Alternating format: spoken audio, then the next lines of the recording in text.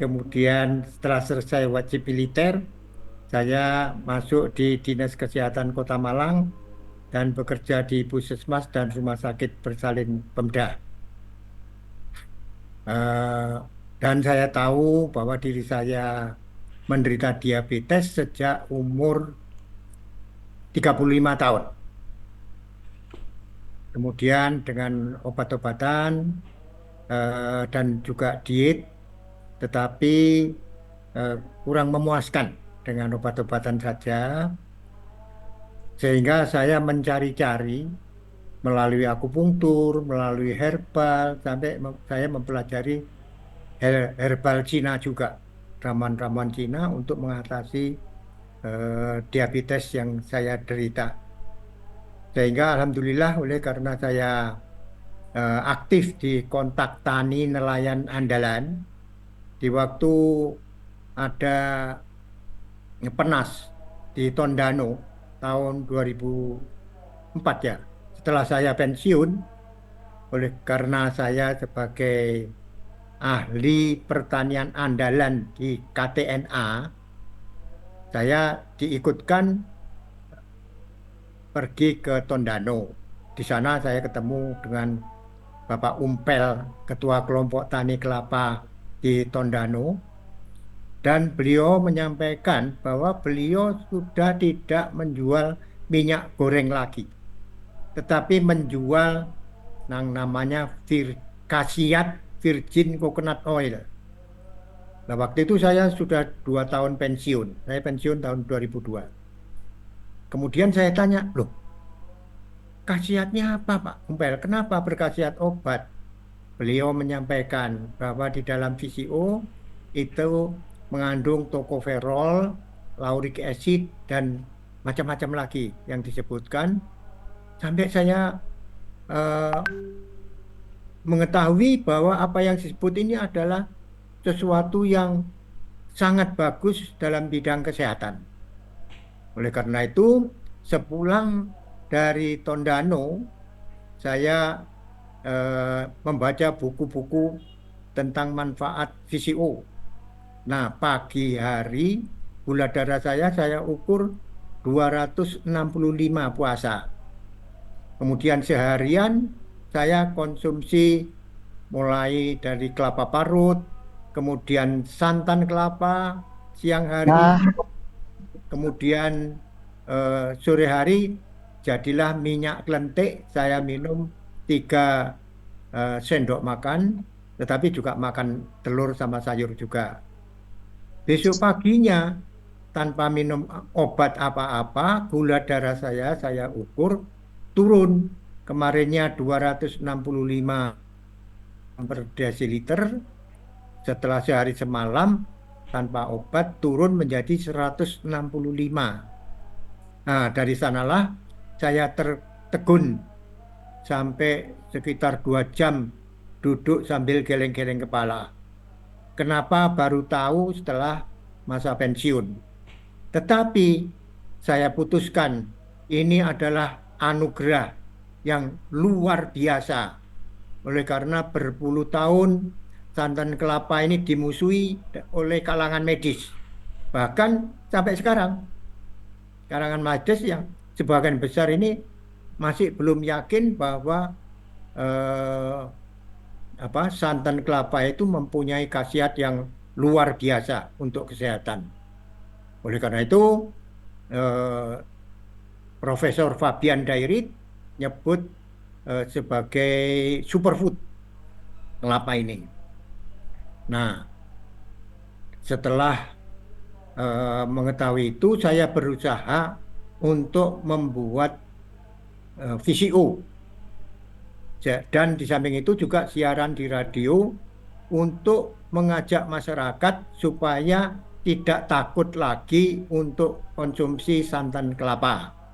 Sehingga oleh penyiar RRI Kota Malang, saya disebut Profesor Santan. Saya eh, jangan profesor, tapi dokter santan saja. Sehingga sampai sekarang melekat pada nama saya adalah dokter santan. Oleh karena dalam siaran radio yang sekitar 15 tahun. Setiap seminggu sekali siaran mengajak masyarakat ada gangguan sakit apa saja itu minum BCO, minum santan kelapa. Nah, dari pengalaman saya pribadi, kalau dulu waktu sebelum konsumsi VCO, rambut saya tiap hari rontok. Kemudian gigi tiap 3 bulan sekali paling tidak saya mesti memperbaiki gigi yang rusak ke dokter gigi. Tapi setelah konsumsi VCO sampai sekarang itu sekitar 21 tahun tidak pernah rontok lagi rambut saya, gigi saya juga lebih kuat. Kemudian rasa-rasanya tulang ini juga lebih kuat. Juga namanya kuku lebih cepat panjang. Jadi itu hal-hal yang nampak dari luar. Tentu saja dalam hal ini saya sekarang umur 79 tahun, tetapi alhamdulillah eh, saya masih boleh dikata sehat dan masih bisa usaha di bidang kelapa ini, baik kopi santan, jadi ada kedai kopi santan, kemudian juga menjual santan murni, kemudian juga tetap VCO, minyak kelentian, dan ini buat usaha baru yang berupa superfood juga, baik itu kelor ataupun berkebun alpukat juga. Kemudian manfaat VCO yang eh, luar biasa, termasuk juga santan kelapa, adalah menurunkan kelengketan darah. Dengan demikian bisa mencegah terjadinya penyakit jantung koroner dan penyempitan pembuluh darah otak yang bisa menimbulkan stroke. Dan bahkan yang sudah terjadi penyempitan jantung itu bisa diatasi dengan konsumsi kelapa, baik itu kelapa parut, santan kelapa, ataupun VCO, itu mengurangi penyempitan pembuluh darah. Yang pasti dalam hal ini eh, penderita-penderita yang harusnya operasi bypass setelah 4 bulan dinyatakan pembuluh darah jantungnya sudah normal oleh rumah sakit. Ini kasus-kasus yang pernah konsultasi ke tempat kami, saya sarankan untuk mengkonsumsi VCO. Atau kalau memang eh, bisa mengusahakan sendiri, konsumsi santan kelapa tiap hari. Dan bahkan ada kasus tuberkulose yang setelah 6 bulan pakai obat-obatan kimia, hasil tahan asamnya, BTA-nya masih positif, lapor ke saya, "Lu kamu apa enggak makan lodeh?" Lodeh itu adalah sayur mayur yang diolah dengan santan kelapa. Wah, ternyata eh, oleh petugas kesehatan tidak diizinkan untuk makan lodeh karena mengandung santan kelapa. Sudah ikuti saya saja. Kemudian setelah yang bersangkutan makan masakan lodeh, tentang sayurnya terserah, yang usahakan sayurnya macamnya diperbanyak. Ada 5 macam, 7 macam silakan yang ada di eh, pedagang sayur setempat. Kemudian dilakukan eh, dan misalnya yang bersangkutan tidak makan nasi, tidak masalah. Tentang obatnya boleh diminum, boleh tidak. Lalu ternyata seharian bisa makan lodeh 3 kali atau 4 kali. Tentang dihangatkan, ya jangan berkali-kali menghangatkan, paling ya 1 hari 1 2 kali saja. Ternyata dalam waktu 1 bulan kok kelihatan segar badannya, saya sarankan diperiksa BTA-nya, baksil yang ada di dahaknya. Dilakukan pemeriksaan di puskesmas, ternyata sudah negatif hanya dalam waktu 1 bulan. Suaminya tidak yakin, kemudian diulang pemeriksaan dahak di rumah sakit, ternyata sudah negatif.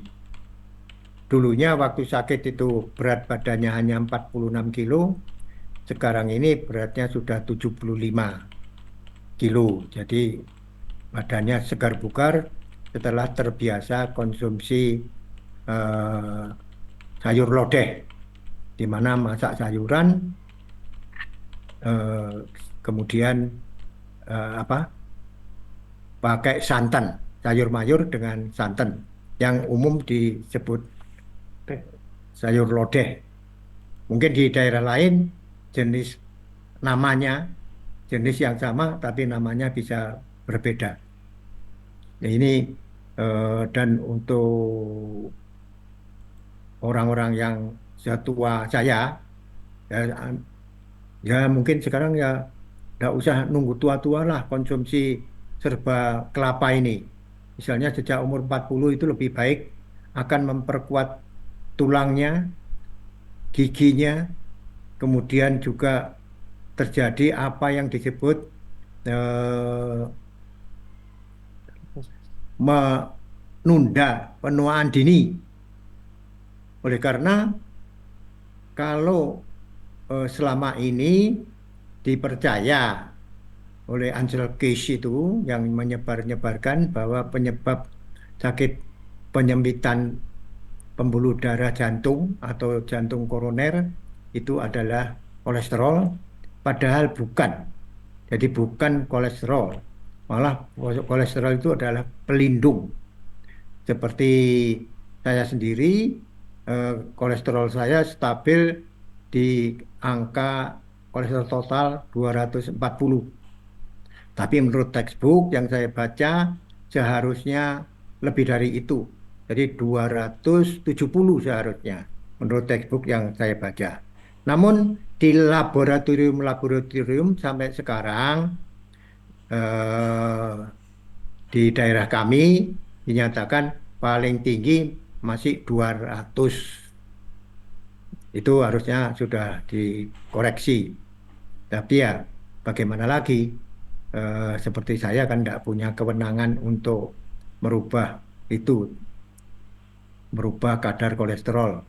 Oleh karena kolesterol itu adalah suatu zat yang sangat penting, merupakan bahan dasar pembuatan segala macam hormon di dalam tubuh kita dan juga sel-sel tubuh. Jadi dinding sel tubuh kita itu mengandung kolesterol yang merupakan penyangga bentuk dari sel-sel tubuh kita.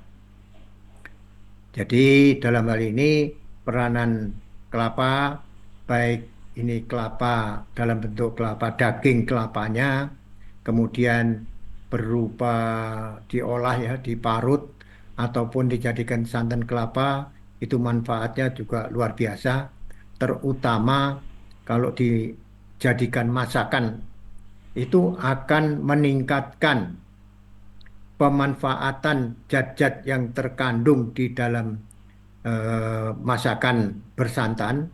Misalnya beta karotin itu kalau dimasak dengan santan itu akan meningkat 18 kali lipat oleh tubuh kita pemanfaatannya. Kemudian likopin yang ada pada golongan Solanaceae, tomat dan terong, likopin ini bisa meningkat 30 kali lipat pemanfaatannya. Kemudian lutein meningkat 7 kali lipat. Sehingga kalau usia 50 tahun ke atas biasanya terjadi pembesaran prostat atau benign prostat hipertrofi, bisa diatasi dengan masak lodeh terong atau terong dimasak dengan eh, santan kelapa, tetapi oleh karena kandungan likopennya itu ada pada di bawah kulit, sebaiknya tidak dimasak dikupas kulitnya, diikutkan dimasak. Demikian juga kalau tomat, ini juga mengandung lycopene, eh, alangkah luar biasanya kombinasi antara santan kelapa dengan sayur mayur yang mengandung eh, antioksidan yang sangat bermanfaat seperti beta karotin, eh, lycopene dan lutein ini untuk peningkatan kesehatan kita. Jadi dalam hal ini untuk siapapun yang usia 50 tahun ke atas yang ada risiko untuk penyempitan pembuluh darah jantung itu bisa diatasi dengan masakan yang serba kelapa dan akan lebih ideal lagi seperti yang sudah saya jalani selama 21 tahun ini, saya mengikuti diet ketogenik kelapa, yaitu menghindari konsumsi karbohidrat. Oleh karena karbohidrat apapun kalau dikonsumsi itu akan berubah menjadi glukose di dalam tubuh kita dan di dalam pembuluh darah kalau glukosenya rata-rata agak tinggi itu akan berubah menjadi advanced glycation end product yang merupakan radikal bebas yang sangat reaktif yang bisa menimbulkan inflamasi pada dinding pembuluh darah bagian dalam atau endotel pembuluh darah.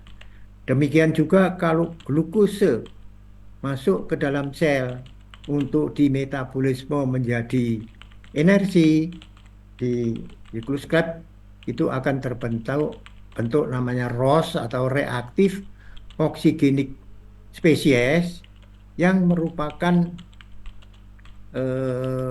radikal bebas sekalipun sudah ada antioksidan endogen, tapi kalau ROS-nya cukup besar, ini akan masuk ke dalam inti sel. Dan di dalam inti sel itu ada bagian dari kromosom di ujungnya itu namanya telomer yang mempunyai fungsi untuk regenerasi sel-sel tubuh kita. ROS ini akan merusak telomer sehingga akan mengganggu proses regenerasi sel sehingga terjadilah apa yang disebut penuaan dini dari seluruh sel-sel tubuh kita. Nah, untuk menghindari itu bisa dihindari dengan membatasi sangat ketat konsumsi karbohidrat. Kenapa begitu? Karena tidak ada karbohidrat esensial. Namun kalau lemak, ada lemak esensial, yaitu linoleik, linolinik, arahidonik. Ini harus didapatkan dari luar, makanya disebut esensial, asam lemak esensial. Juga untuk protein, ada 9 asam amino esensial yang harus didapatkan dari luar. Sedangkan kalau karbohidrat, tidak ada karbohidrat esensial, sehingga kalau dibutuhkan glukose dari organ tubuh kita seperti lensa mata dan eritrosit itu bisa dirubah dari protein dan lemak yang disebut gluconeogenesis. Dan asam-asam amino yang ada 9 macam itu antara lain metionin, lisin, triptofan, fenilalanin, dan yang lain-lain ya. Itu fungsinya sangat penting untuk sumber hormon ataupun bahan baku untuk organ-organ penting dalam tubuh kita yang bagaimanapun harus kita dapatkan dari luar, tidak bisa disintese dari zat-zat yang lain.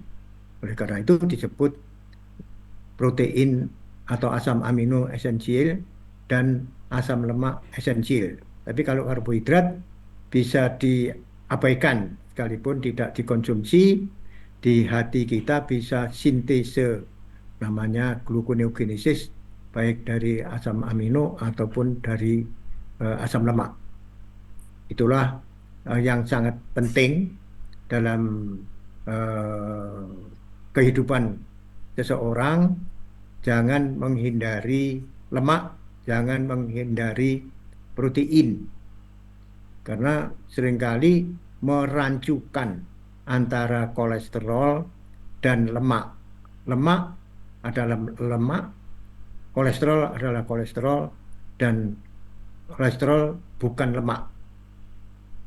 Jadi ada beda-beda itu. Selama ini masyarakat masih cukup rancu, dan juga tentu dalam makanan yang sering disalahkan, salah artikan pada penderita diabetes itu seringkali dianjurkan pengganti nasi adalah kentang rebus. Padahal glycemic index kentang rebus itu jauh lebih tinggi daripada glycemic index dari eh, nasi. Kalau nasi 83, kalau kentang rebus 98%. Jadi peningkatan glukose darah jauh lebih tinggi kalau kita konsumsi kentang rebus. Itu hal-hal yang praktis dalam kehidupan sehari-hari karena kesalahpahaman dan isu-isu yang menyesatkan dari ahli dalam rangka untuk persaingan bisnis. Yang antara lain kelapa ini berpuluh-puluh tahun, barangkali sudah ada 50-an tahun kita diminta untuk menghindari konsumsi santan kelapa. Padahal santan kelapa ini mempunyai kemampuan luar biasa, antara lain untuk membunuh cacing kremi. Anak-anak SD ini sudah tahu kalau makan kelapa atau santan kelapa malamnya kreminya pada keluar. Bukan kok kelapa parut berubah menjadi kremi, itu tidak mungkin. Tetapi kremi yang sudah ada di usus kita eh, itu kena santan kelapa atau minyak yang ada di dalam santan kelapa itu eh, kulitnya lecet sehingga kesakitan melarikan diri keluar dari anus. Waktu kecil saya bukan hanya kremi yang keluar, tapi juga Ascaris lumbrocoides. Itu ikut terbunuh dari usus kemudian dikeluarkan. Saya lihat waktu BL kok eh, terjepit di anus saya tarik ternyata Ascaris yang sudah mati. Jadi itu eh, jangan disalahartikan bahwa kelapa akan menjadi cacing. Bukan. Jadi waktu kecil kita pada tahu bahwa bisa membunuh tidak hanya cacing kremi, juga cacing pita, baik pita sapi ataupun pita babi, juga pada sapi itu juga cacing hati itu juga bisa mati karena konsumsi kelapa. Mungkin itu jadi untuk pengalaman yang lain. Jadi seperti VCO ini bisa dipakai tidak hanya untuk peningkatan kesehatan, tapi juga untuk kosmetika. Karena VCO juga diperlukan untuk pembuatan berbagai macam jenis kosmetik dari sabun sampai lotion. Jadi bisa dipakai untuk tetes mata, untuk sariawan, untuk sakit gigi, untuk bibir pecah, untuk konjungtivitis, untuk katarak juga bisa dipakai dari luar ataupun untuk di dalam dikonsumsi dimakan ataupun diminum juga untuk minyak rambut, menghilangkan ketombe, menghilangkan bau badan. Ini diminum bisa menurunkan bau badan. Juga ampas kelapanya kalau diberikan pada ternak bisa menghilangkan eh, itu kutu-kutu pada ternak. Demikian barangkali secara singkat saya sampaikan dari pengalaman hidup saya di mana saya menjalankan diet ketogenik kelapa sejak Juni 2004 sampai sekarang hari ini saya masih tetap dengan diet ketogenik kelapa ini. Alhamdulillah, saya sekalipun diabetes sudah 44 tahun masih misalnya ada komplikasi diabetes itu sangat minimal. Demikian, moga-moga para peserta sekalian eh, mencintai kelapa, bahkan menggunakan kelapa ini sebagai bahan untuk eh, apa diet atau pola makan, pola hidup. Demikian, misalnya ada kekurangannya, memang banyak kekurangannya karena manfaat dari eh, kelapa ini sangat banyak sekali. Tidak cukup dibicarakan hanya Oh iya, satu Ceng. bagian saja. Demikian, bila mana banyak kekurangannya, itu ya karena kayak eh, keterbatasan yang ada. Demikian, terima kasih banyak Gamal Institute yang sangat luar biasa mengembangkan untuk sesuatu yang sangat bermanfaat untuk masyarakat banyak. Ini siya ngaji. Pakang pala juga. Seperti sige Demikian, itu, Pak. Assalamualaikum Tuhan. warahmatullahi wabarakatuh. Iya, ngaji. Waalaikumsalam. Waalaikumsalam warahmatullahi wabarakatuh. Terima kasih untuk Dr. Zainal Gani yang sudah memaparkan materi pada sore hari ini. Sangat luar biasa sekali ya, dokter. Ternyata manfaat dari lemak kelapa tersebut. Kemudian dari VCO itu kan bisa meningkatkan sirkulasi darah, menurunkan eh, tekanan darah, habis itu mencegah terjadinya jantung koroner tadi ya, dok ya. Kemudian penyempitan pembuluh darah yang bisa menyebabkan stroke tadi. Sangat sangat tidak terbaca gitu ya dok ya bahwa manfaat dari santan ini luar biasa begitu karena kita seringnya itu berpikir bahwa santan itu sangat jahat ibaratnya seperti itu ya dok ya. Ya, Ya, jadi baik Dok, di sini mungkin sudah ada yang bertanya. Ini banyak sekali peserta kita sangat interaktif hari ini begitu. Ini ada saya langsung masuk pada sesi diskusi saja. Bagaimana Dok? silakan, silakan, mari. Ya, baik. Bapak Ibu, kita sekarang memasuki sesi diskusi. Dipersilahkan kepada Bapak Ibu yang ingin bertanya secara langsung, nanti bisa mengaktifkan audio dengan raise hand terlebih dahulu, kemudian bisa menuliskan pertanyaan pada kolom chat Zoom. Ya, di sini sudah ada Ibu Yeli yang ingin bertanya, jika minum VCO 30 ml per hari tapi masih makan karbohidratnya itu dalam bentuk nasi, memiliki efek yang sama atau berbeda? Terima kasih.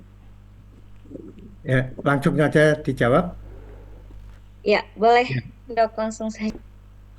ya, kalau nasinya masih cukup banyak, ditambah lagi snack. Biasanya kita kan ada kue-kue, ada snack, ada semuanya itu kan karbohidrat. Tentu akan tergantung kondisi pankreasnya. Kalau pankreasnya itu masih terbilang normal, artinya eh, insulinnya itu masih cukup, itu eh, masalahnya kecil ya, agak kecil. Tetapi kalau sudah diabetes, sekarang ini kan eh, sangat mengagetkan. Sekarang ini banyak umur yang masih belasan tahun meningkat berlipat ganda jumlah penderita diabetes. Ya, karena boleh dikata hampir semua snack. Jadi kira-kira 99% itu adalah karbohidrat yang kalau dikonsumsi di dalam darah akan berubah menjadi glukose. Kalau itu cukup banyak, sehingga terbentuklah yang namanya radikal bebas dan semua keradangan ini penyebabnya adalah radikal bebas. Nah, ini yang terpengaruh tidak hanya pembuluh darah saja, tetapi juga organ-organ tubuh yang dialiri peredaran darah itu juga akan mengalami proses keradangan oleh radikal bebas. Nah, untuk itu tubuh harusnya mengimbangi dengan antioksidan yang cukup. Dan bagaimana caranya supaya diimbangi dengan antioksidan yang cukup? Kalau masakan kita cukup mengandung eh, radikal bebas, apalagi kalau disertai dengan eh, masakan yang mengandung minyak kelapa, misalnya pada santan kelapa.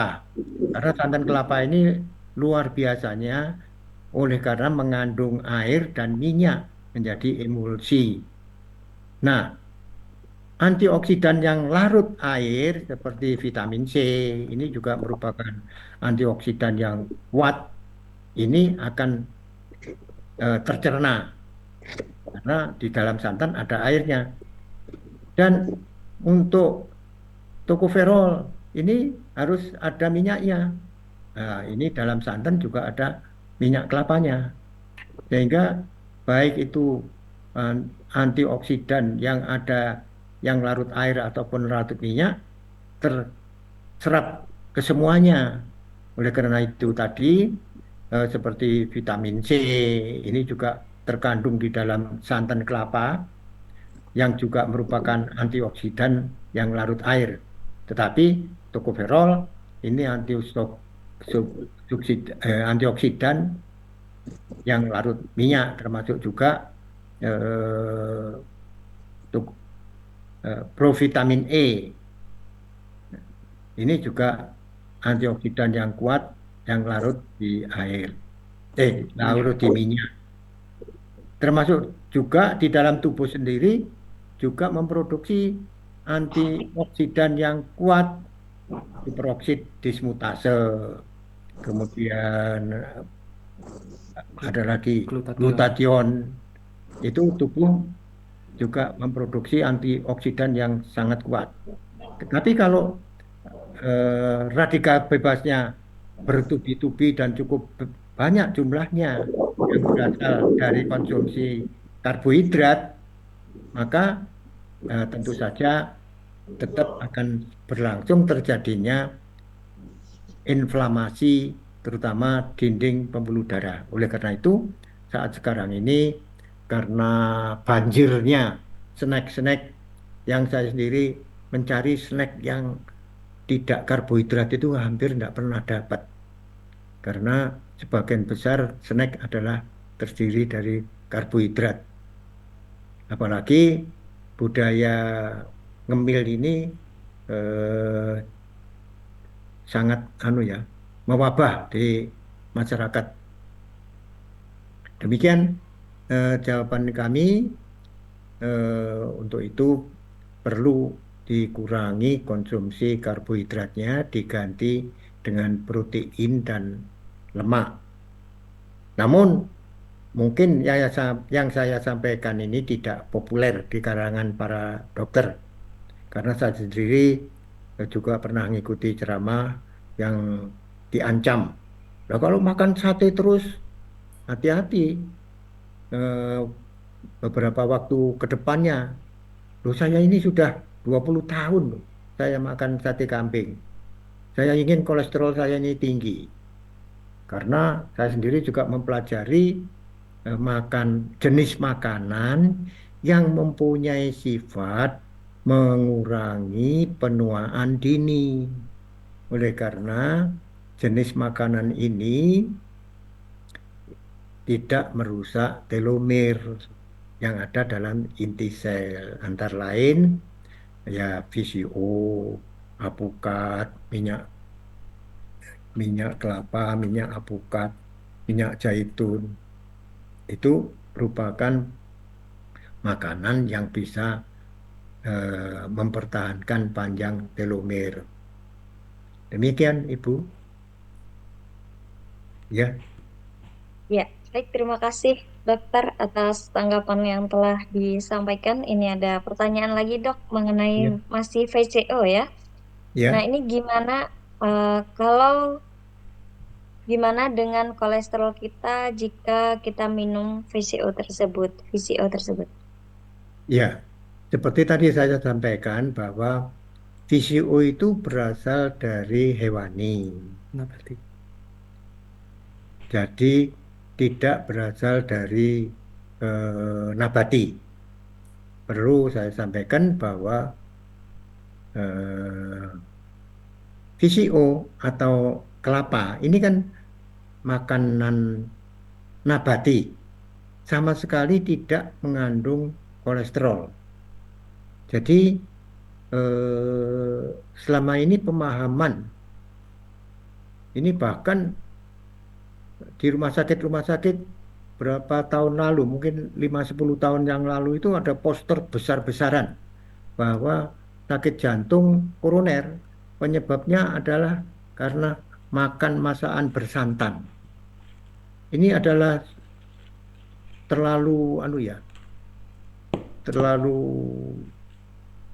keliru ya, sangat keliru mendidik masyarakat yang menjerumuskan masyarakat tentang menimbulkan ketakutan yang meluas di kalangan masyarakat terhadap santan kelapa. Dan sifatnya itu tidak benar atau ya kasarnya itu bohong ini. Nah, itulah sampai saya 15 tahun siaran di RRI Kota Malang menyampaikan bahwa sakit apa saja obati dengan santan kelapa, termasuk stroke, jantung koroner, itu diobati dengan santan kelapa. Karena mempunyai sifat santan kelapa ini menurunkan kelengketan darah. Selama ini kan dipakai bahan kimia yang katanya pengencer darah, sebetulnya bukan pengencer darah, tapi anti agregasi platelet darah atau singkatnya anti pembekuan darah. Dan ini cukup membahayakan oleh karena rasanya sangat asam, sehingga kalau ada seorang yang sakit lambung kronis, tukak lambung, itu bisa menimbulkan perdarahan lambung dan sulit untuk dihentikan perdarahannya. Sekalipun sudah ditransfusi sampai 10 atau 20 botol transfusi darah. Jadi lebih baik untuk menurunkan kelengketan darah atau mengencerkan darah adalah pakai produk kelapa. Yang paling praktis sebetulnya VCO, oleh karena bisa disimpan dalam jangka lama. Tapi kalau ingin mudahnya, santan kelapa.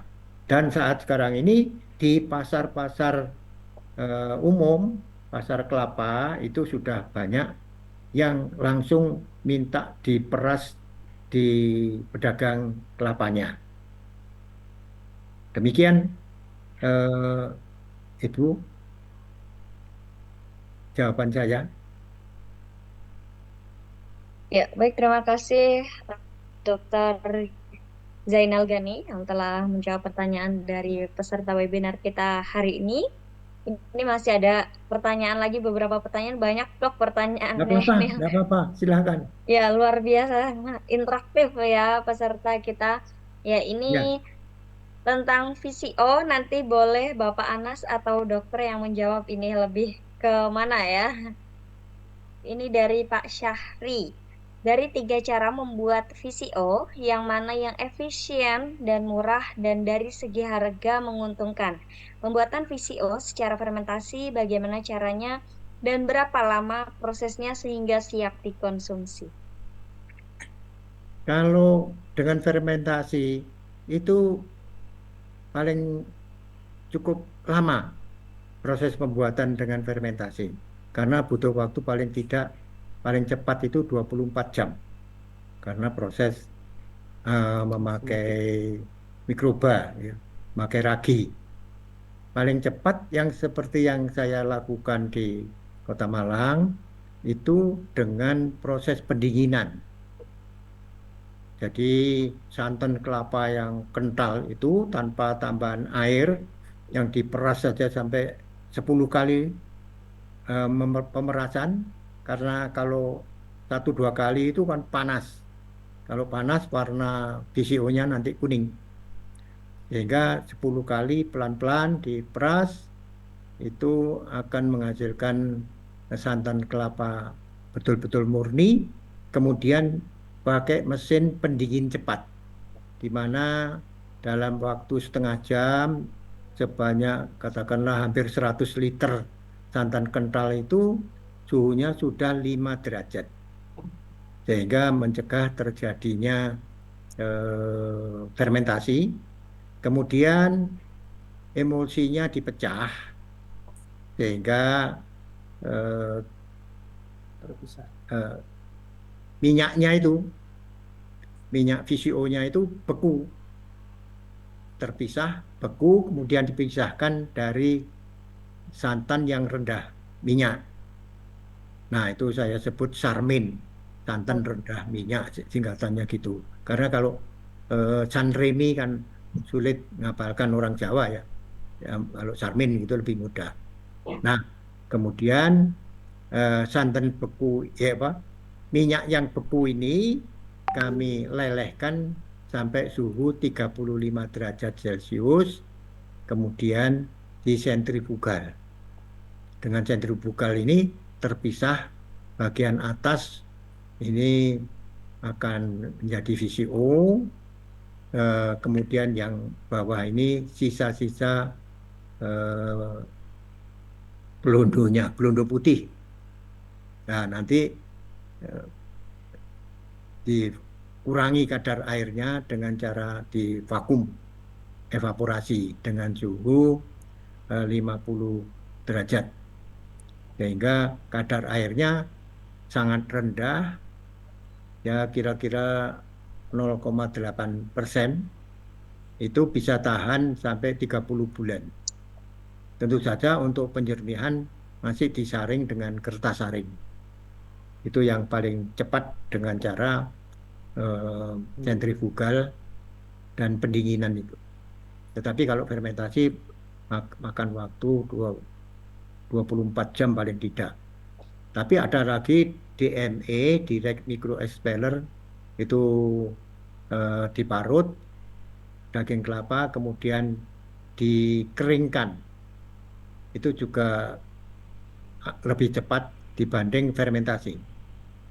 Itu harus betul-betul kering.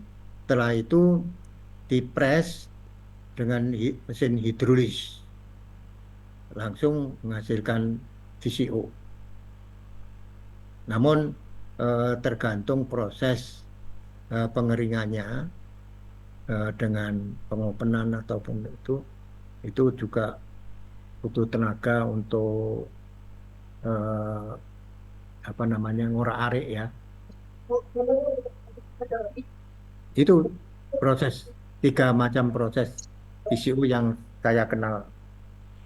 Memang ada yang lain, misalnya dari Profesor Bambang di UGM itu dengan pancingan itu. Saya juga tidak habis mengerti, tetapi itu lama juga, makan waktu sekitar 20 jam baru misah. Karena santan kental dipancing dengan VCO yang sudah jadi. Keliru sedikit, eh, umpan berupa VCO nanti termakan oleh santannya itu. Bisa terjadi begitu. Kalau awal-awal membuat itu pasti eh, umpan pancingnya ini dimakan oleh ikannya. Saya biasanya memperumpamakan begitu. Kira-kira kalau kurang jelas bisa datang ke tempat kami untuk bisa menyaksikan proses pembuatan VCO-nya. Demikian. Ya, baik, terima kasih dokter atas tanggapan yang telah disampaikan. Bagaimana untuk Pak Syahri? Apakah jawaban yang telah disampaikan dokter Jainal sudah cukup atau masih ingin didiskusikan kembali? Halo Pak Syahri. Karena untuk sementara sebenarnya apa? Saya pernah lihat itu eh, yang dilakukan oleh apa?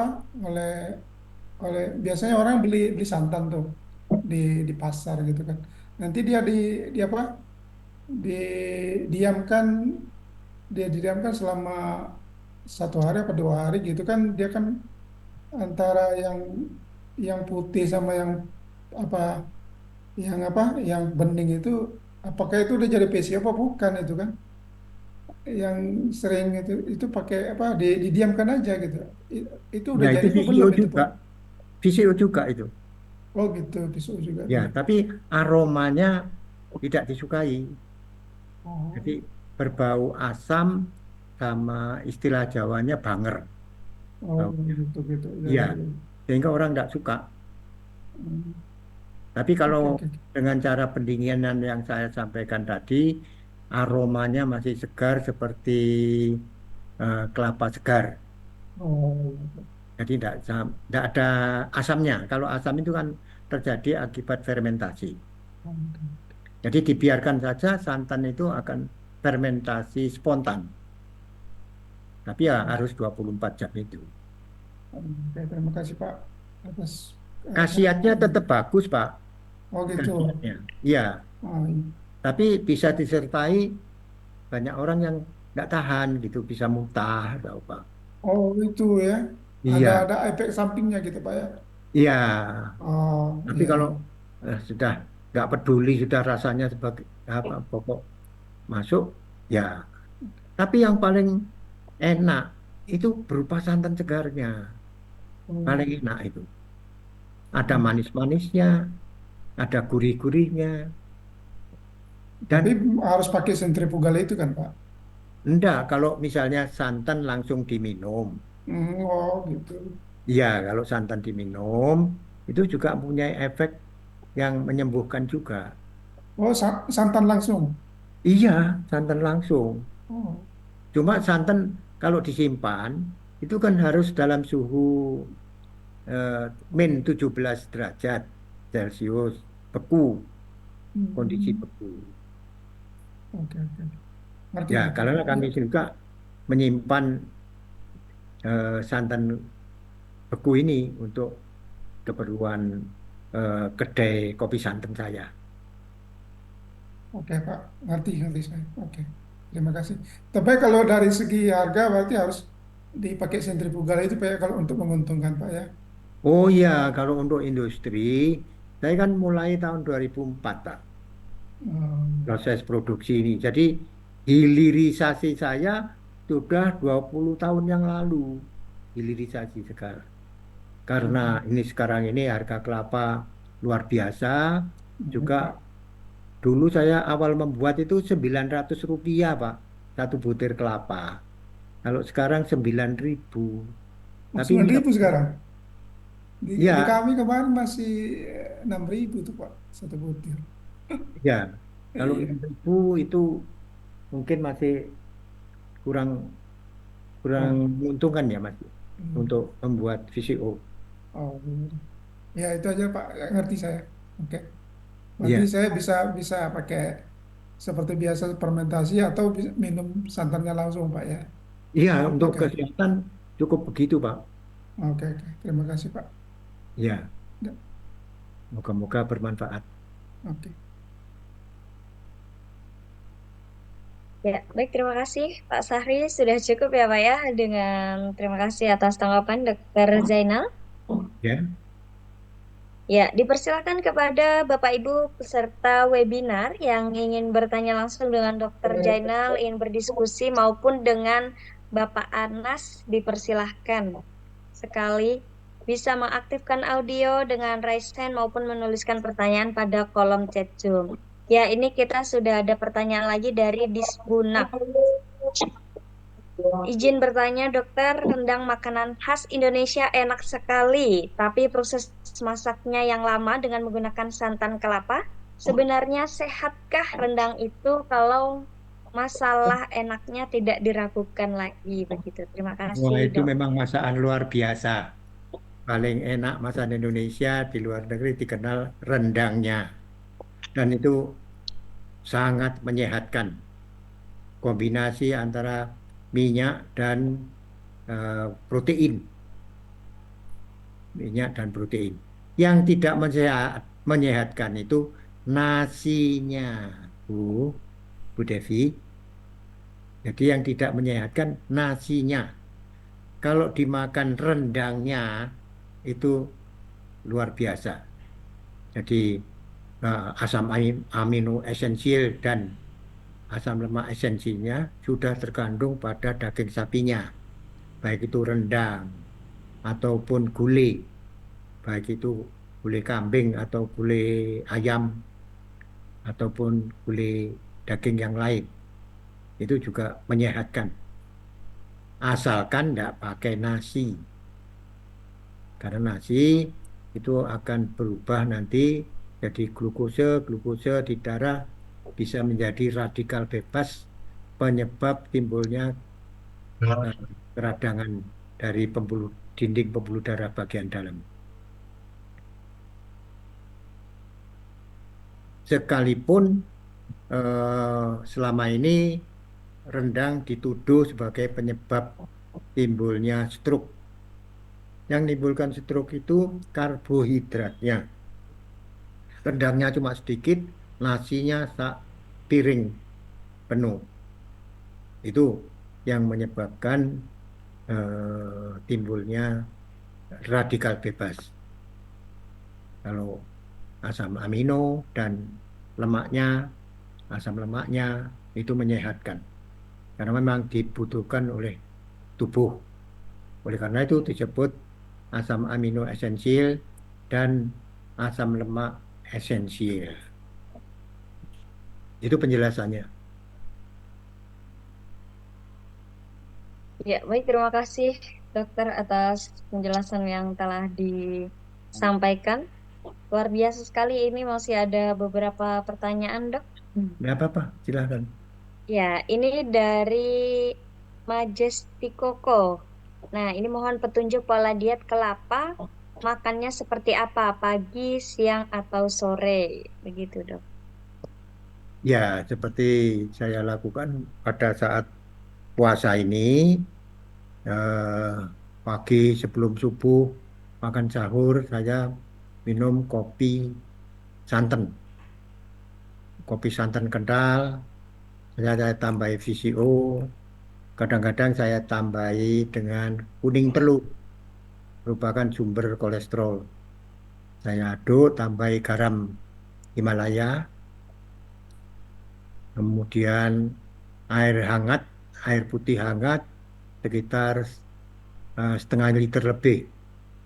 Kemudian setelah itu,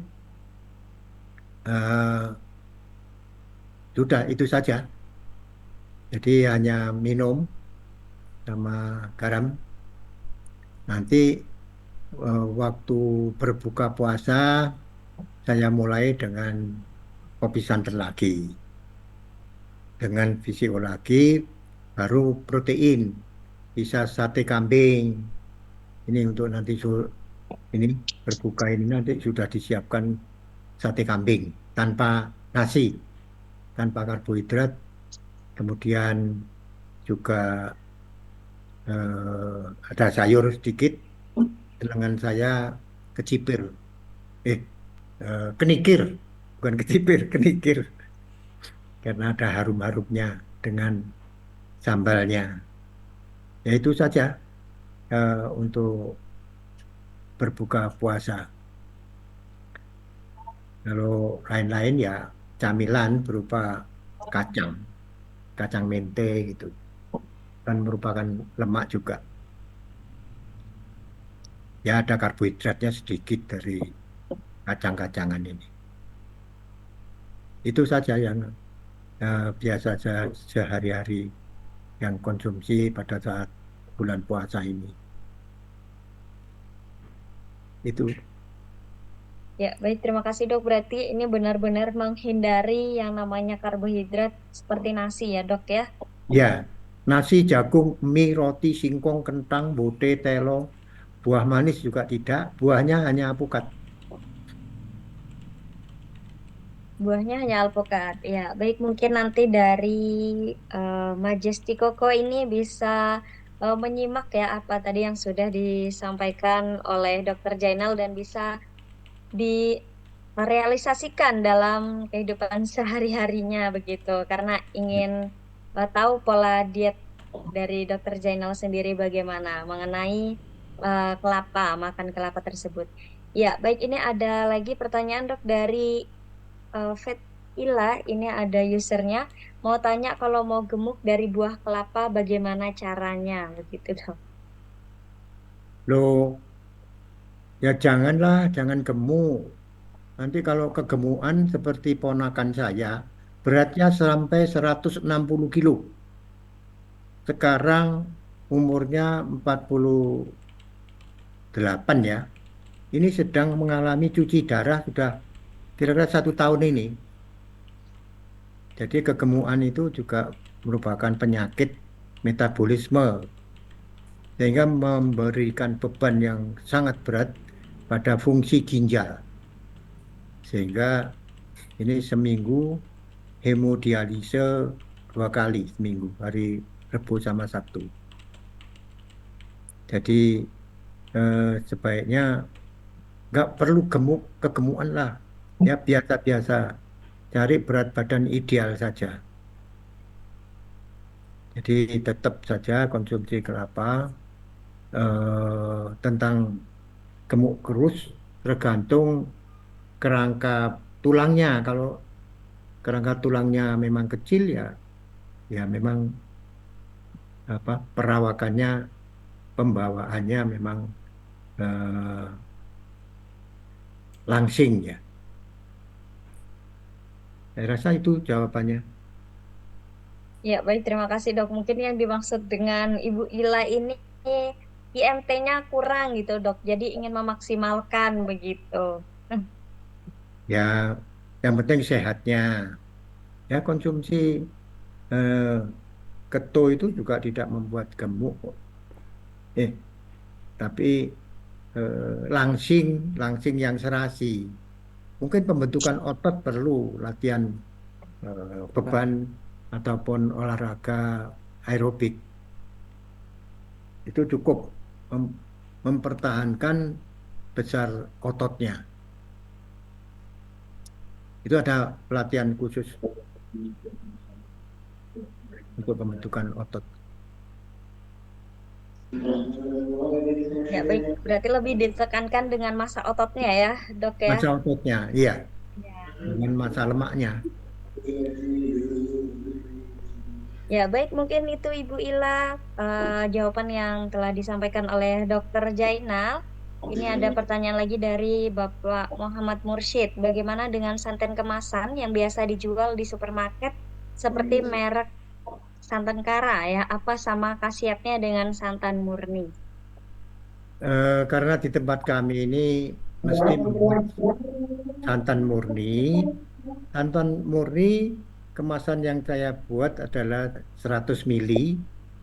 Itu setelah dites, karena tenaga kerja di tempat kami ada 2 orang apoteker, itu dites yang buatan sendiri itu rata-rata kadar minyaknya atau VCO-nya itu 35%.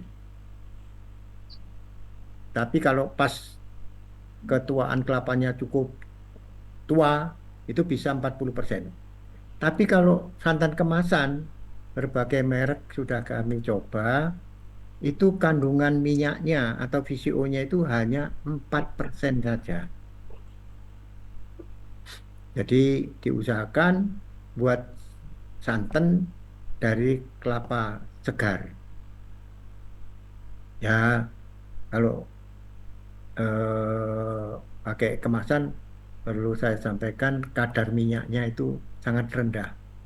Boleh dikata 1/10 dari santan murni buatan sendiri. Itu jawaban saya.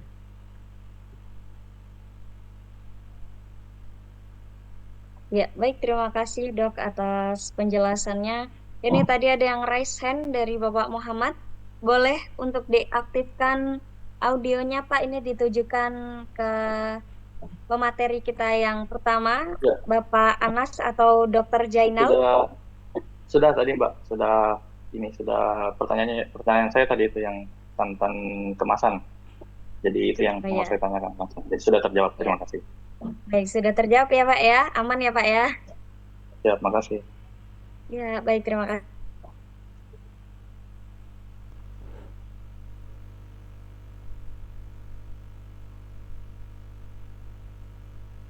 Ya, ini ada pertanyaan lagi dari Pak Zain Mustafa. Ini Bapak Zain Mustafa ditunjukkan ke pemateri pertama atau kedua, Pak, karena sama-sama VCO ini. Ya, mungkin boleh mengaktifkan audionya, Pak, agar kita dapat berinteraksi langsung, berdiskusi langsung, Pak. Halo, selamat sore, Pak Zain Mustafa.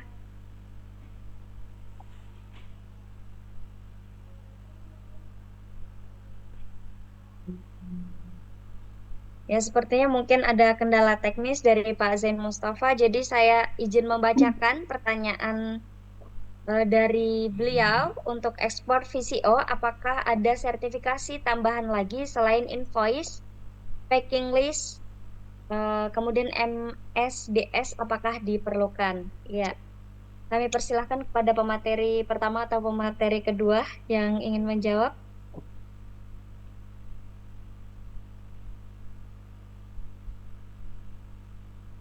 Bantu jawab, Mbak.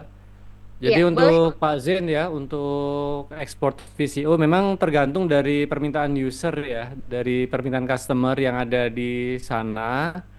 Kalau untuk pengirimannya sendiri sebenarnya kalau dia tidak mensyaratkan sertifikasi dengan invoice dan packing list saja sebenarnya sudah bisa ya kita kirimkan langsung ya ke pengguna karena itu kan kita sebagai syarat untuk kita masukkan ke bagian logistik ya, ke kargo lah misalnya.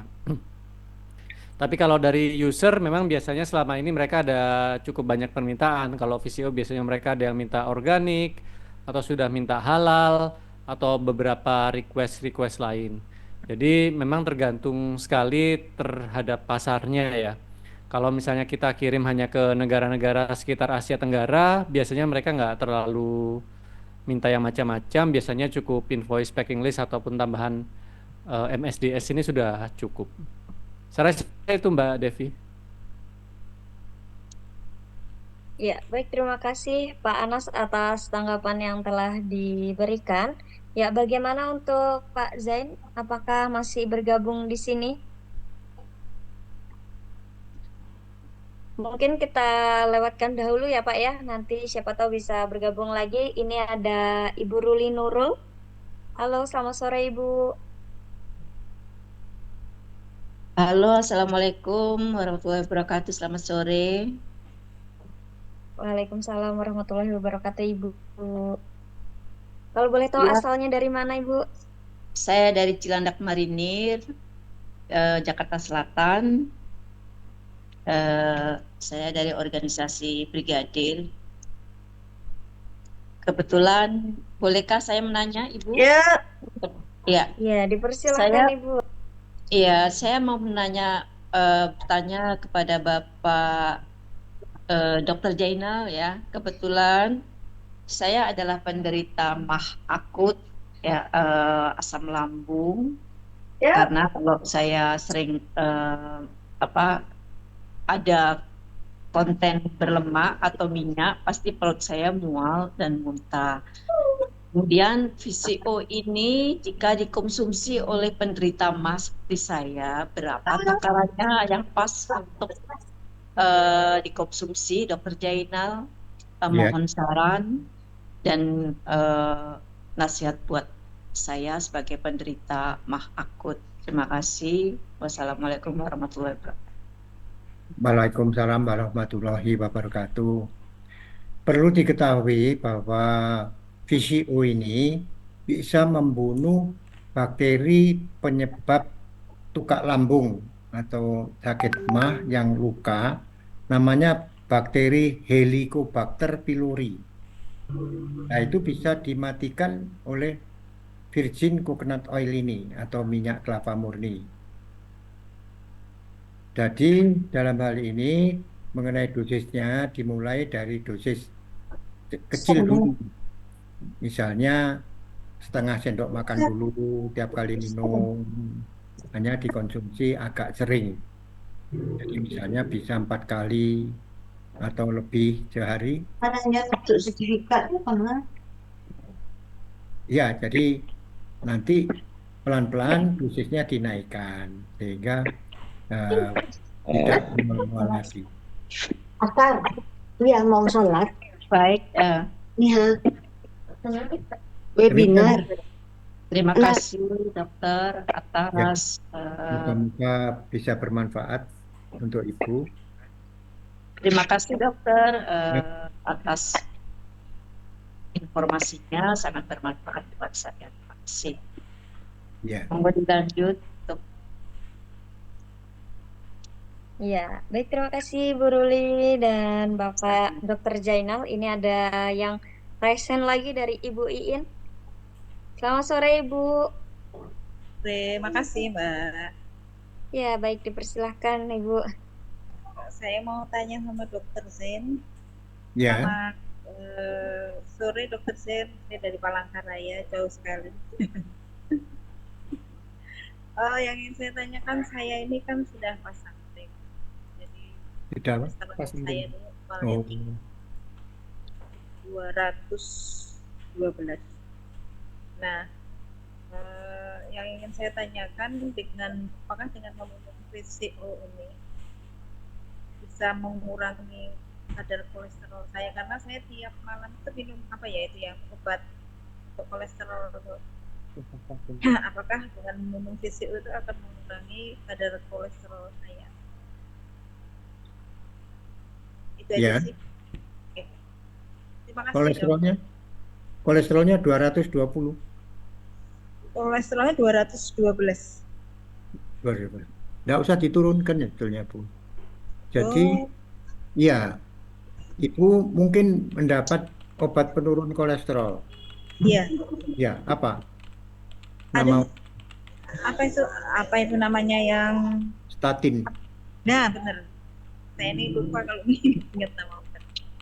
Jadi statin ini justru efek sampingnya lebih membahayakan daripada manfaatnya. Yeah. Jadi diturunkan kolesterolnya itu tidak bermanfaat. Yeah. Efek sampingnya dari statin ini bekerjanya, bahan kolesterol itu adalah asetil koenzim A. Di dalam siklus mevalonat itu terbentuk kolesterol, dari asetil koenzim ini terbentuk kolesterol dan koenzim Q10. Koenzim Q10 ini fungsinya sangat penting dalam pembentukan energi di dalam otot-otot tubuh termasuk otot jantung. Kalau koenzim Q10 ini menurun, energi jantung justru akan menurun.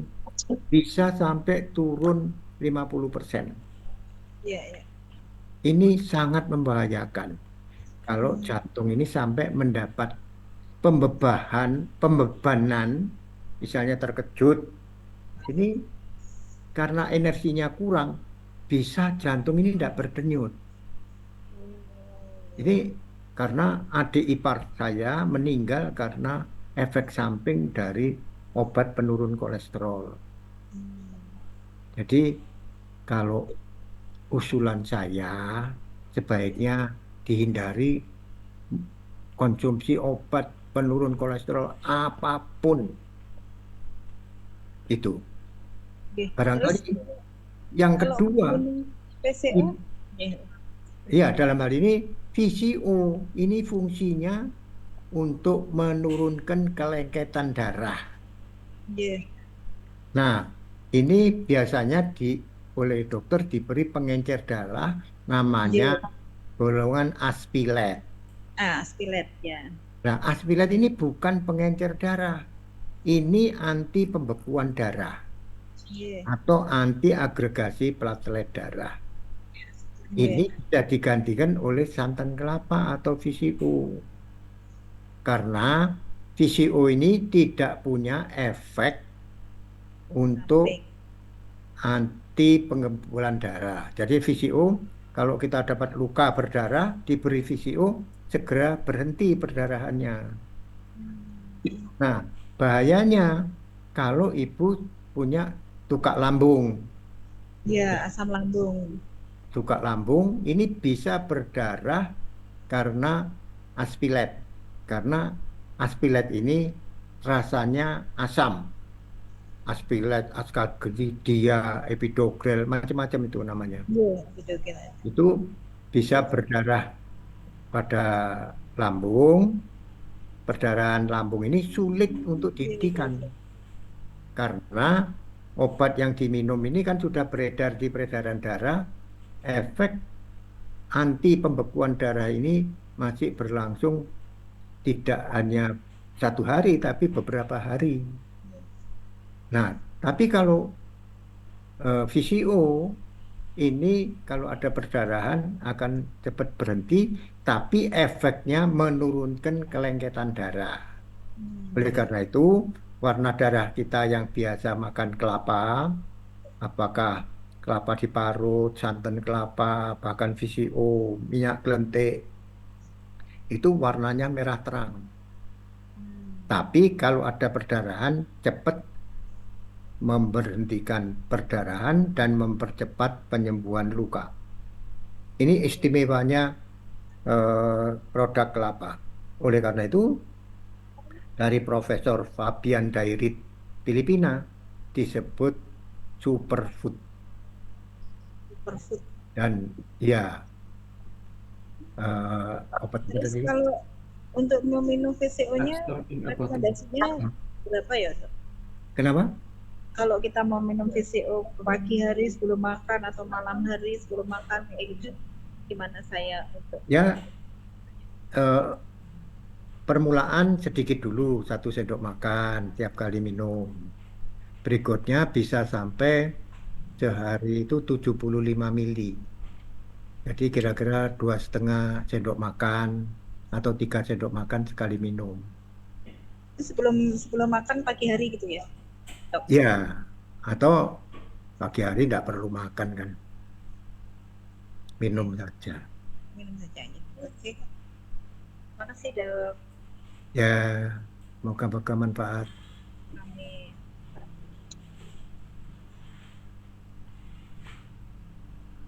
Apakah masih ada? Ya, masih ada pertanyaan lagi, Dok. Ini ada yang raise hand dari Ibu Desi. Halo Ibu Desi.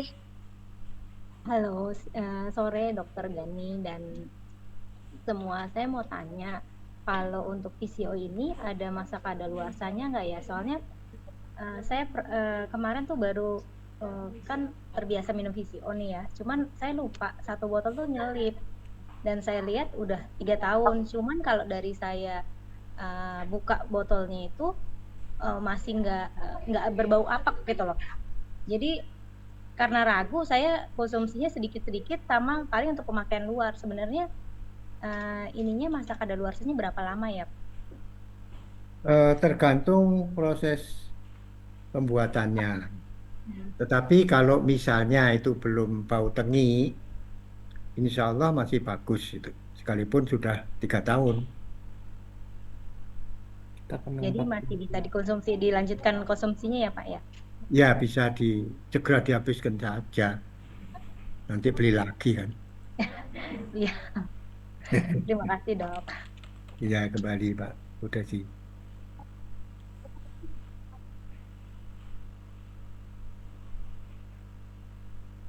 Ya, baik, terima kasih atas penjelasannya, Dok. Bagaimana Bapak peserta webinar kita hari ini? Apakah masih ada yang ingin didiskusikan kembali? Atau sudah cukup? Boleh dengan Bapak Anas Ahmad maupun dengan Dr. Jainal?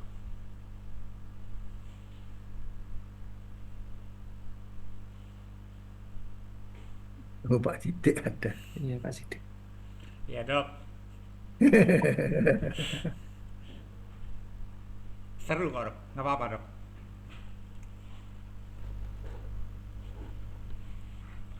Ini dok, apa Ya, namanya masih bagaimana? banyak yang apa namanya itu khawatir sepertinya dengan kolesterol dok. Iya, sangat memprihatinkan. Betul. Ya, Yang perlu sebetulnya sih yang perlu diperhatikan itu bukan total kolesterol, tapi trigliserid. Karena trigliserid itu kan apa namanya itu perlemakan di dalam darah itu kan bukan dari lemak ya, dari justru dari ini dari yang kebanyakan kan dari gula buah, fruktosa. Nah, jadi kalau dia apa namanya itu trigliseridnya tinggi, itu yang harus diperhatikan karena kalau dia cenderung tinggi dalam jangka waktu lama, itu yang bisa mengakibatkan stroke atau serangan jantung, dok. Bisa dibahas dok masalah itu, dok, masalah apa namanya apa namanya itu kolesterol terhadap apa ya terhadap stroke dan serangan jantung dok supaya lebih apa namanya lebih sip lah gitu, nggak takut konsumsi minyak atau lemak gitu dok. itu Pak Sidik itu terjadi perlemakan hati. Ya. Jadi kalau gula buah itu fruktose itu kan ke hati dirubah menjadi trigliserida sehingga menimbulkan perlemakan pada jaringan hati.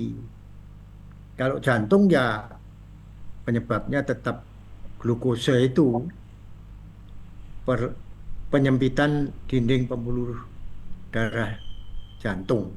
Itu karena konsumsi karbo. Pak Sidik kan sudah ada makan karbo ini. Alhamdulillah sudah 9 tahun dok. Oh, saya 21 tahun. Keren.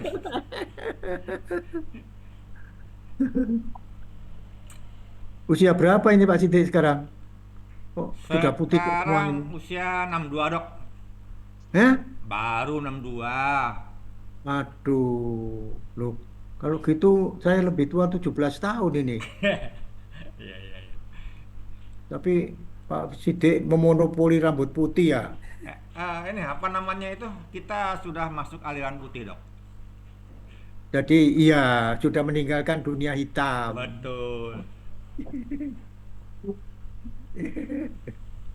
Tapi ya tetap sehat dan bugar Pak Sidik. Alhamdulillah. Yang pasti dok, setelah nggak konsumsi karbohidrat dan gula, ya walaupun usia saya sudah lebih dari 60 tahun, tapi secara fisik saya sama mungkin lebih baik daripada usia saya 35. Oh, Ya, luar biasa. ya saya olahraga masih rutin ya kan. Jadi ini apa namanya itu, ya sama-sama kayak masa-masa muda dulu gitu. Itu yang saya rasakan gitu. Jadi eh, nggak nggak apa ya nggak menyesal gitu meninggalkan segala bentuk makanan yang disukai oleh orang banyak, karbohidrat, gula dan macam-macam gitu. Secara Iya. fisik lebih prima. Ya kemarin juga habis ini apa namanya MCU juga hasilnya luar biasa. Sampai dokter jantungnya itu ya dia bilang eksternal lah untuk hasil labnya gitu. Ya, syukurlah.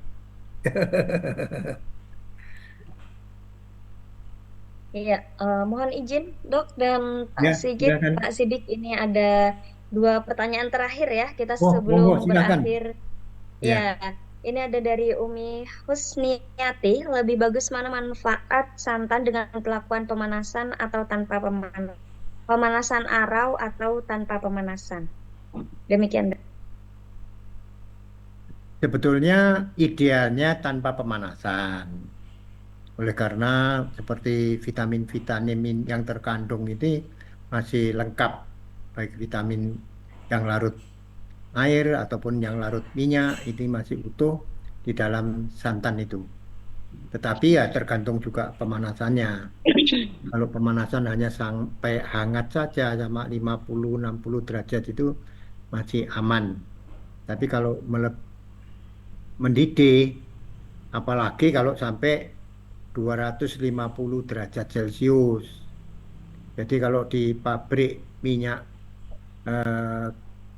kelapa dari kopra itu pemanasannya akan 300 derajat Celcius.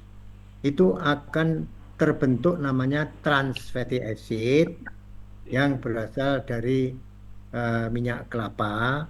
Itu kandungannya bisa sampai lebih dari 35%. Itu merupakan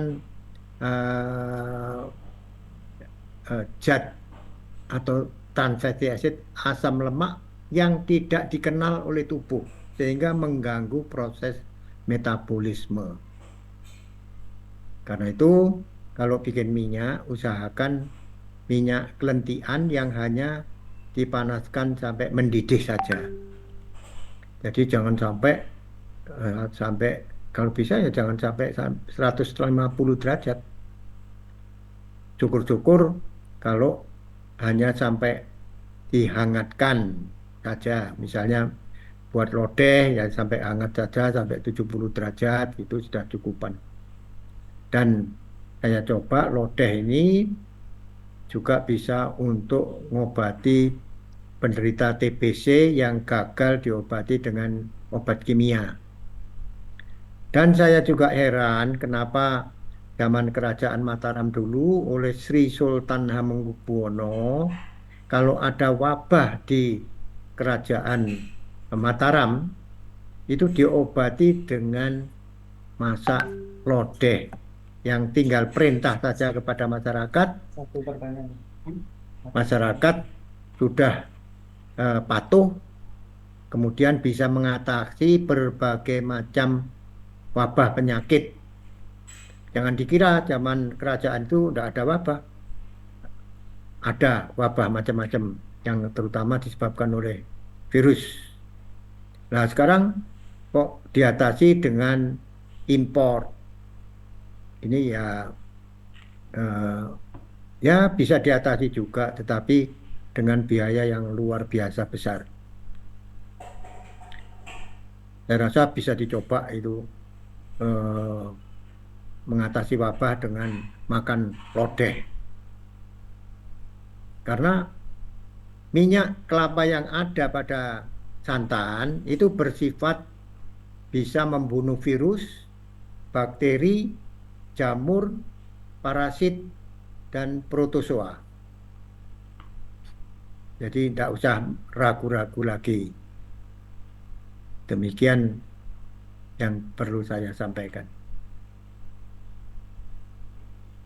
Bagaimana? Ada lagi yang bertanya? Ya, baik, terima kasih dok. Ini masih ada pertanyaan dua terakhir. Ini ada Ya. dari Ibu Rizka. Ya, izin bertanya, apakah selain diminum, VCO aman jika langsung dioleskan ke kulit, tubuh, atau kulit wajah untuk menyehatkan kulit? Terima kasih. Ya, itu memang kulit ini mempunyai VCO itu mempunyai sifat yang sifatnya itu mengatasi kerut, stretch pada kulit dan membantu pada kulit wajah ini ada parasit namanya Demodex. Itu yang juga mempercepat adanya keriput. Itu bisa dimatikan oleh VCO sehingga jaringan kulit ini bisa lebih awet tidak keriput. Ya seperti nggak pamer ya diri saya ini kan ini keriputnya ada tapi kan terbatas. Padahal usia hampir 80 tahun lagi ini 79. Ya padahal diabetes ini. Jadi dibanding Pak Sidik tadi saya lebih tua 17 tahun ini. Ya alhamdulillah dengan diabetes cukup berat bisa menghindari komplikasi sampai bisa mencapai insya Allah nanti ini tahun depan 80 tahun, sekarang sudah 79, termasuk rambut juga sudah tidak rontok, kemudian tulang-tulang juga saya masih tiap hari bisa jalan nordik sekalipun hanya setengah sampai 1 jam saja rutin, itu adalah perilaku untuk berusaha untuk hidup sehat. Dengan puasa ini juga akan membersihkan sel-sel tubuh yang sudah rusak. Demikian. Jadi untuk kulit ini bisa mencegah terjadinya keriput. Jadi menghambat terjadinya penuaan dini. Mungkin ada Ya. itu lagi pertanyaan? Baik, ada satu lagi dok, ini dari Bapak Abdul Aziz. Makanan yang paling rekomendasi untuk menghindari karbohidrat apa saja dok? Terima kasih. Yang paling rekomendasi ya tergantung kesukaan ini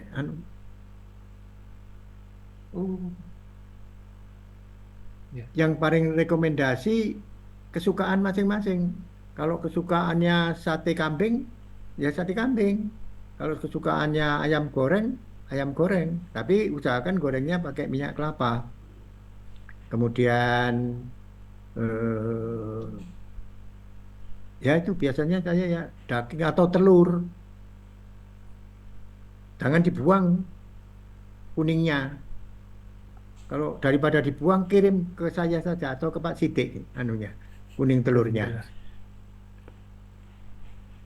Jadi selama ini kan terbalik ya, dari kalangan medis banyak yang takut keberadaan dari kolesterol. Padahal kolesterol tinggi, terutama LDL tinggi, itu tidak ada loh istilah jahat, baik itu kolesterol. Semuanya baik, LDL, HDL baik.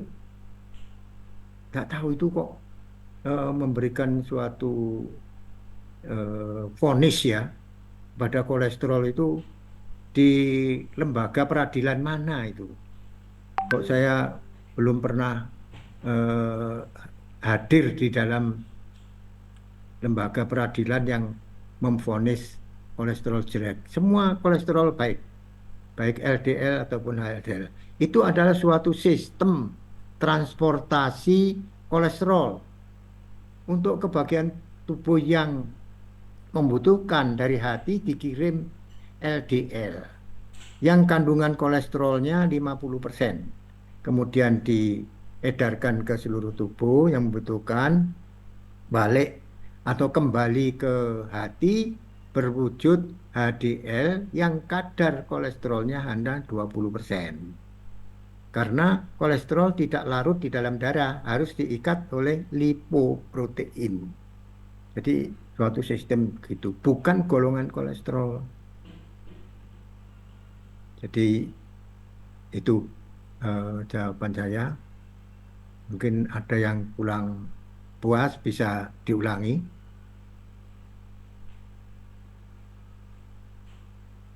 Yang terakhir apa tadi pertanyaannya? Enggak. Oh, enggak ngikuti. Ya. Ya, Demikian, baik, terima kasih. Bu Devi, ya. Dokter. Ya, terima kasih dok atas tanggapan yang telah disampaikan. Oh, ini ada pertanyaan satu lagi dok ternyata. Boleh, boleh. Ini terakhir ya Bapak Ibu, karena kita sudah sore, besok kita akan agendakan kembali begitu ya dok, untuk PCO ini sendiri begitu. Ya, Ya. ini dari Kalbar, bagaimana cara produksi minyak kelapa yang berkualitas untuk konsumsi atau dimasak? Demikian dok. VCO atau minyak kelapa? Minyak kelapa masak atau VCO? Kalau minyak kelapa biasa ya secara tradisional itu sudah bagus. Dipilih kelapa yang paling tua, kemudian begitu dipanen jangan langsung dipecah untuk dijadikan VCO. Harus usahakan diperam dulu sekitar 1,5 bulan sampai 2 bulan. Itu akan meningkatkan kadar minyaknya.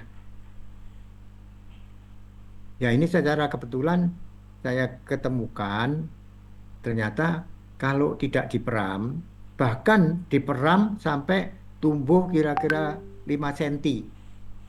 itu kadar minyaknya paling tinggi. Karena untuk untuk usaha suatu industri, rendemen kan harus tinggi. Dan ini menurut Ibu Jelvina, Ketua ICC, International Coconut Community, waktu berkunjung ke kebun kami, beliaunya sudah keliling ke 20 negara. Untuk proses aging atau pemeraman ini, beliaunya tahunya di tempat saya, di tempat-tempat lain tidak ada. Dan beliau izin saya bagaimana kalau ini disebarkan ke para produsen VCO. Oh, silahkan. Kalau ini dianut kepada masyarakat produsen kelapa. Hanya sayangnya untuk namanya kalau usaha perkebunan kelapa ini kembalinya modal BEP-nya, break even point-nya itu terlalu lama. Menurut hitungan saya dari harga 1 miliar ke 1 hektar kebun kelapa itu menghasilkan rata-rata 1 bulan maksimum 1 juta saja.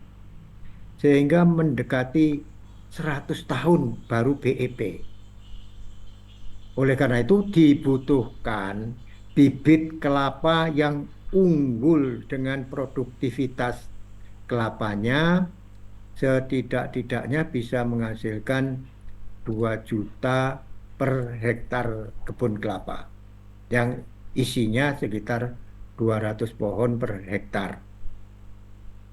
Jadi yang selama itu mungkin dari Gamal Institute ini bisa merekomendasikan kemana kita mencari bibit kelapa unggul yang mempunyai BEP lebih pendek. Demikian saya rasa usulan kami.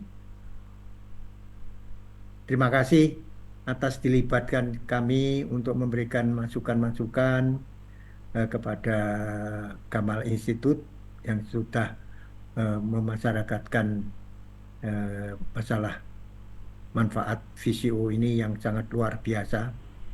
Jadi juga boleh dikata untuk mengobati berbagai macam penyakit, baik penyakit penuaan dini ataupun penyakit infeksi ataupun penyakit-penyakit yang lain. Terima kasih banyak Gamal Institute. Demikian. Assalamualaikum warahmatullahi wabarakatuh. Waalaikumsalam warahmatullahi wabarakatuh. Terima kasih Dr. Jainal atas tanggapan atau jawaban yang telah diberikan. Ya, luar biasa sekali ya dokter, hari ini diskusi kita sangat bermanfaat begitu. Terima kasih pula Bapak Anas Ahmad. Ya, kami ingatkan kembali kepada seluruh peserta webinar agar